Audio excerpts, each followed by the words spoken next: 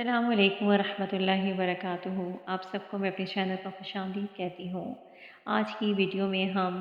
حضرت ایوب علیہ السلام کی دعا جو انہوں نے بیماری کی حالت میں رب العالمین سے کی تھی اور پھر جسے اللہ رب العالمین نے قبول فرما کر انہیں شفائے کاملہ سے نوازا تھا۔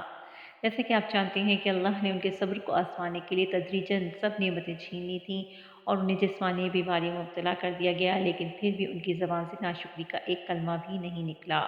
یہاں تک کہ جب تکلیف حد سے بڑھ گئی تو اللہ رب العالمین سے انہوں نے یہ دعا کی اور پھر ان کی تمام آزمائشیں ختم ہو گئیں اور اللہ تعالیٰ نے ان کی دعا قبول فرما کر شفائے کاملہ عطا کیا اور ساری نعمتیں اور دولت اور صحت سب نعمتوں سے انہیں دوبارہ نواز دیا۔ تو آئیے ہم بھی اس بابرکت دعا کو اپنی زندگی کا حصہ بناتے ہیں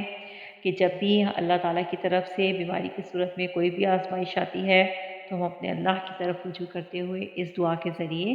اللہ سے مدد طلب کریں گے۔ آئیے اس دعا کو پڑھ لیتے ہیں۔ اعوذ باللہ من الشیطان الرجیم، بسم اللہ الرحمن الرحیم، ربی انی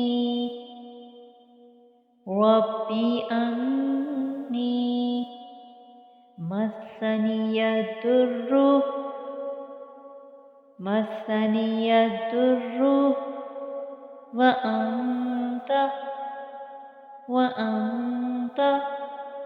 أرحم الراحمين